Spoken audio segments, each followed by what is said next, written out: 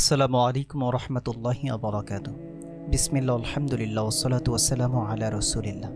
আমাদের ধারাবাহিক সিরাতুন নবী সাল্লাল্লাহু আলাইহি ওয়াসাল্লাম সিরিজের 18তম পর্বে আপনাদের সবাইকে স্বাগত জানাচ্ছি।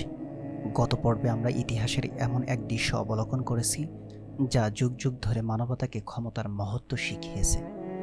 আমরা শুনেছিলাম দীর্ঘ 21 বছরের অবর্ণীয় কষ্ট, ত্যাগ আর প্রতীক্ষার পর কীভাবে রাসূলুল্লাহ সাল্লাল্লাহু আলাইহি ওয়াসাল্লাম বিজয়ী ভেসে মক্কা নগরীতে প্রবেশ করেছিলেন।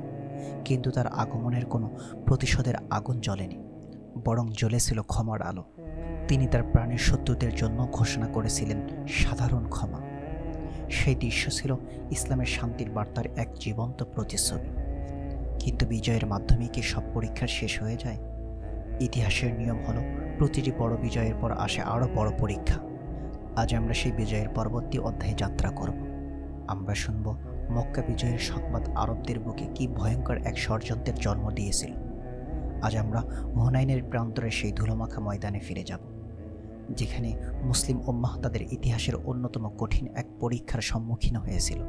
আমরা জানব তায়েফের সুরক্ষিত দুর্গের পেছনের গল্প এবং শুনব কিভাবে আমাদের প্রিয় নবী সাল্লাল্লাহু আলাইহি ওয়াসাল্লাম স্বর্ণ বা রৌপ্যের চেয়েও মানুষের হৃদয় জয় করাকে বেশি মূল্যবান মনে করতেন। চলুন সেই আবেগঘন ইতিহাসের গভীরে প্রবেশ করি। মক্কা বিজয় ছিল এক অভাবনীয় সাফল্য।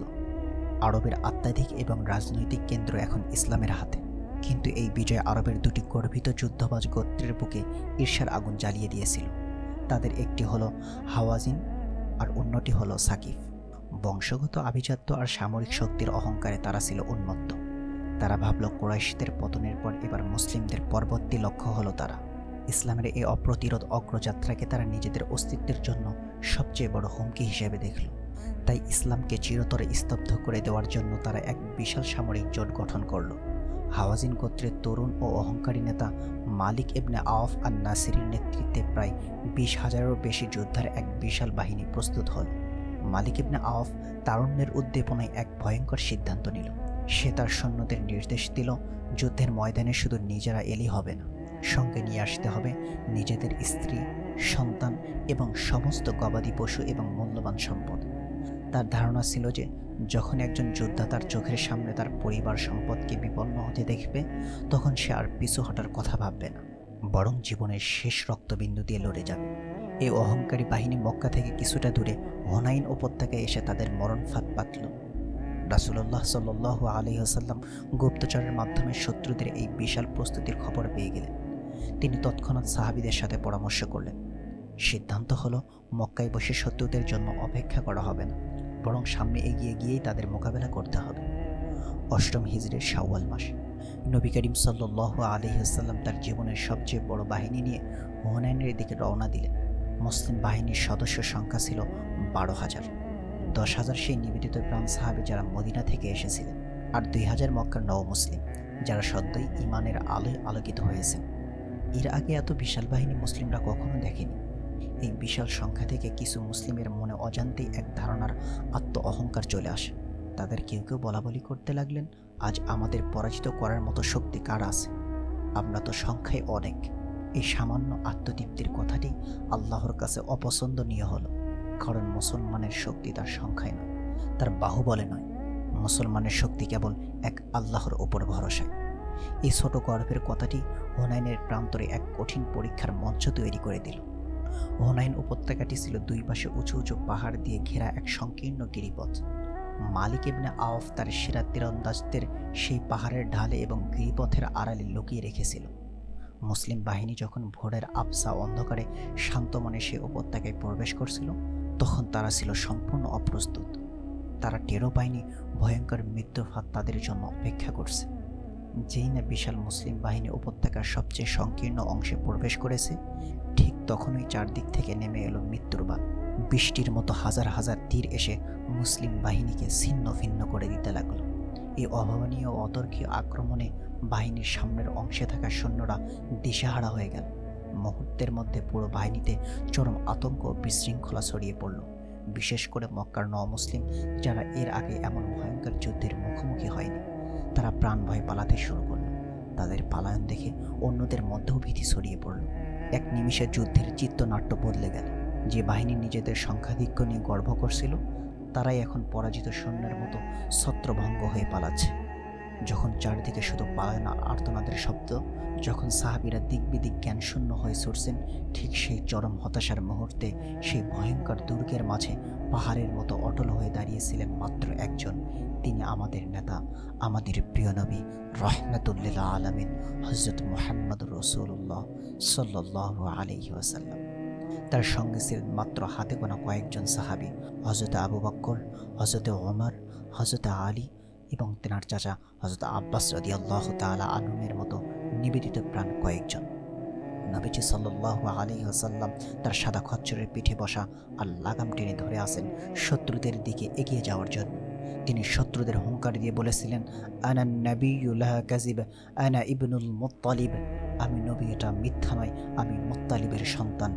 এমন দৃশ্য দেখে তিনি তার চাচা হযরত আব্বাস রাদিয়াল্লাহু তাআলা আনহুকে, যার কণ্ঠস্বর ছিল মেঘের গর্জনের মতো, নির্দেশ দিলেন মুসলিমদের ডাক দেওয়ার জন্য। হযরত আব্বাস রাদিয়াল্লাহু তাআলা আনহু তখন তার সমস্ত শক্তি দিয়ে সে ঐতিহাসিক আহ্বান জানালেন, যে আহ্বান ভেদ করে গিয়েছিল পালায়নরত মুসলিমদের হৃদয় পর্যন্ত।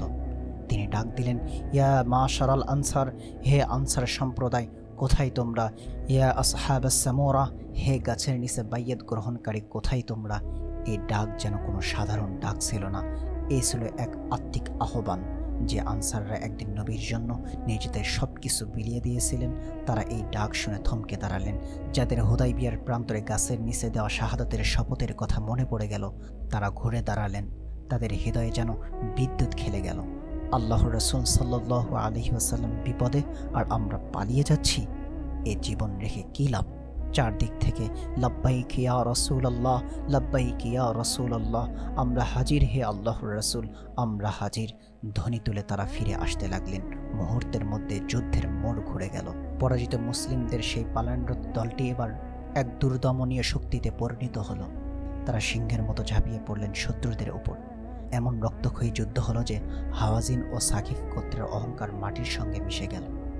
তাদের নেতা মালিক ইবনে আওফ তার পরিবার ও সম্পদ ফেলেই তায়েফের দুর্গের দিকে পালিয়ে প্রাণ বাঁচালো। হুনাইনের পরাজিত শত্রুরা পালিয়ে আশ্রয় নিল তাদের সুরক্ষিত দুর্গনগরী তায়েফে। তায়েফ ছিল উঁচু ও মজবুত প্রাচীর ঘেরা এক আভেদ্য দুর্গ। মুসলিম বাহিনী এবার তায়েফ অবরোধ করল। প্রায় 20 দিনের বেশি এই অবরোধ চলল, কিন্তু তায়েফের শক্তিশালী প্রতিরোধ ভাঙা সম্ভব হলো না। এই দীর্ঘ অবরোধে বেশ কিছু মুসলিম সৈন্য শহীদ হলেন। অবশেষে রাসূলুল্লাহ সাল্লাল্লাহু আলাইহি ওয়াসাল্লাম সাহাবীদের সাথে পরামর্শ করে অবরোধ তুলে নেওয়ার সিদ্ধান্ত নিলেন। কিছু সাহাবী আবেগ আপ্লুত হয়ে অনুরোধ করলেন, ইয়া রাসূলুল্লাহ, আপনি তায়েফবাসীর জন্য বদদোয়া করুন। এরা আপনাকে অতীতেও কষ্ট দিয়েছে, আজও দিল। একবার ভাবুন, এই সেই তায়েফবাসী যারা একদিন আল্লাহর নবী সাল্লাল্লাহু আলাইহি ওয়াসাল্লামকে পাথর মেরে রক্তাক্ত করেছিল। কিন্তু প্রতিশোধের নবী তিনি ছিলেন না, তিনি ছিলেন রহমতের নবী।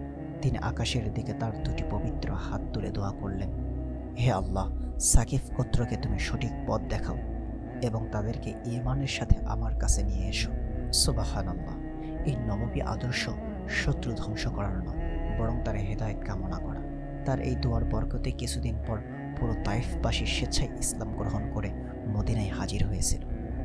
হুনাইনের যুদ্ধে মুসলিমদের হাতে যে বিপুল পরিমাণ সম্পদ এসেছিল, তা ছিল কল্পনাতীত। 6,000 যুদ্ধবন্দী, 24,000 উট, 40,000-এর বেশি ছাগল এবং প্রায় 150 কেজি রূপা। রাসূলুল্লাহ সাল্লাল্লাহু আলাইহি ওয়াসাল্লাম এই সম্পদ বন্টনের সময় এক গভীর রাজনৈতিক ও মানবিক প্রজ্ঞার পরিচয় দিলেন। তিনি গনিমতের সিংহভাগ মক্কার নও-মুসলিম এবং বিভিন্ন গোত্রের প্রভাবশালী নেতাদের দিয়ে দিলেন, যাদেরকে মুআল্লাফাতু কুলুবুহুম বা যাদের অন্তর জয় করার উদ্দেশ্য বলা হয়। আবু সুফিয়ানের মতো নেতাদের তিনি 100টি করে উট দিলেন। এর লক্ষ্য ছিল এই সম্পদের মাধ্যমে তাদের দুর্বল ঈমানকে মজবুত করা এবং তাদের অন্তরকে ইসলামের প্রতি চিরদিনের জন্য অনুগত করে দেওয়া। কিন্তু এই বন্টন দেখে মদিনার আনসারদের, বিশেষ করে যুবক শ্রেণীর মধ্যে এক গভীর অভিমান জন্ম নিল। তারা নিজেদের মধ্যে বলতে লাগলো, আল্লাহর রাসূল সাল্লাল্লাহু আলাইহি ওয়াসাল্লাম নিজেদের গোত্রের লোকদের সব দিয়ে দিলেন, আর আমরা যারা ইসলামের সবচেয়ে কঠিন দিনগুলোতে নিজেদের জীবন বাজি রেখেছিলাম, আমাদের তলোয়ার থেকে শত্রুদের রক্ত এখনো শুকায়নি, আমরা তেমন কিছুই পেলাম না।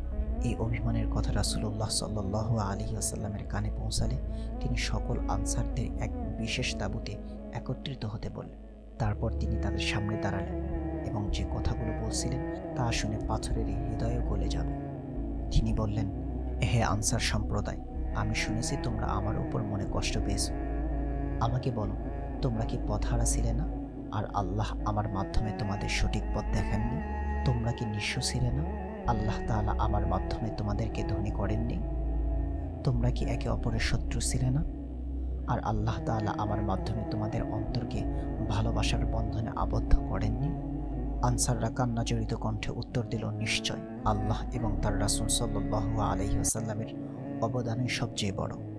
তখন তিনি তার হৃদয়ের গভীর থেকে সে অমর কথাটি বললেন, হে আনসারগণ, তোমরা কি এতে সন্তুষ্ট নও যে অন্য লোকেরা উট, ছাগল আর দুনিয়ার সম্পদ নিয়ে নিজ নিজ বাড়িতে ফিরে যাবে, আর তোমরা স্বয়ং আল্লাহর রাসূলকে নিয়ে তোমাদের বাড়িতে ফিরে যাবে?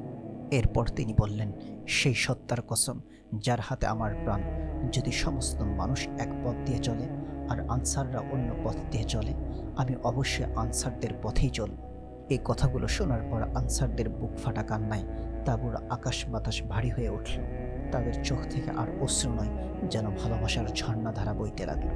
তাদের দাড়ি ভিজে গেল। তারা কাঁদতে কাঁদতে বলতে লাগলেন, হে আল্লাহর রসুল, আমরা এই বন্টনে রাজি ও সন্তুষ্ট।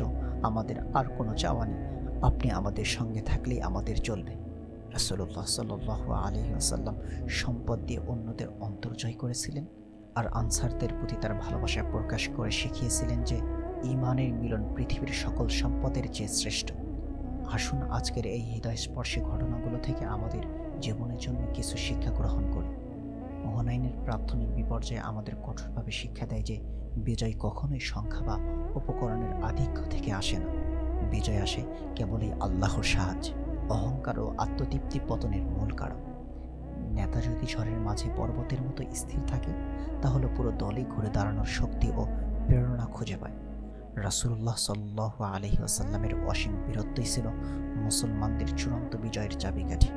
আনসারদের প্রতি রাসূলুল্লাহ সাল্লাল্লাহু আলাইহি ওয়াসাল্লামের গভীর ভালোবাসা আমাদের চোখে আঙ্গুল দিয়ে দেখিয়ে দেয় যে দুনিয়ার সমস্ত ধন সম্পদের চেয়েও আল্লাহর রাসূল সাল্লাল্লাহু আলাইহি ওয়াসাল্লামের সঙ্গ ও ভালোবাসা কোটি কোটি গুণ বেশি মূল্যবান। একজন নেতার উচিত তার অনুসারীদের অনুভূতি ও আবেগকে সর্বোচ্চ সম্মান দেওয়া। হুনাইনের কঠিন পরীক্ষা ও তায়েফের মহৎ শিক্ষা, এই দুটি ঘটনা মুসলিম উম্মাহকে আরও বেশি পরিপক্ক ও শক্তিশালী করে তুলেছিল। তারা বাস্তবে শিখেছিল কিভাবে বিজয়ের মুহূর্তে বিনয়ী হতে হয় এবং কিভাবে জাগতিক লোভ লালসার ঊর্ধ্বে গিয়ে ঈমান ও ভালোবাসাকে আঁকড়ে ধরতে হয়। আজকের পর্ব আমরা এখানেই শেষ করছি। আশা করছি ঘটনাগুলো আপনাদের হৃদয়কে সেভাবেই নাড়া দিয়েছে, যেভাবে শত শত বছর ধরে এটি মুসলমানের হৃদয়কে নাড়া দিয়ে আসছে। আগামী পর্বে আমরা সিরাতের এমন এক সময়ে প্রবেশ করব যখন চারদিক থেকে ইসলামের সুবাতাস বইতে শুরু করেছিল। হুনাইন ও তায়েফের পর পুরো আরবের কাছে স্পষ্ট হয়ে গিয়েছিল যে ইসলামকে পরাজিত করার শক্তি আর কারণে। তাই আরবের বিভিন্ন প্রান্ত থেকে গোত্রের পর গোত্র দলে দলে মদিনায় আসতে শুরু করলো ইসলাম গ্রহণ করার জন্য। প্রিয় দর্শক, আমরা একেবারেই সিরাতুন নবী সাল্লাল্লাহু আলাইহি ওয়াসাল্লাম সিরিজের শেষ ভাগে চলে এসেছি। তাই আগামী পর্ব শুনতে আমাদের সাথেই থাকুন। ভালো থাকুন, সুস্থ থাকুন। আসসালামু আলাইকুম ওয়া রাহমাতুল্লাহি ওয়া বারাকাতুহু।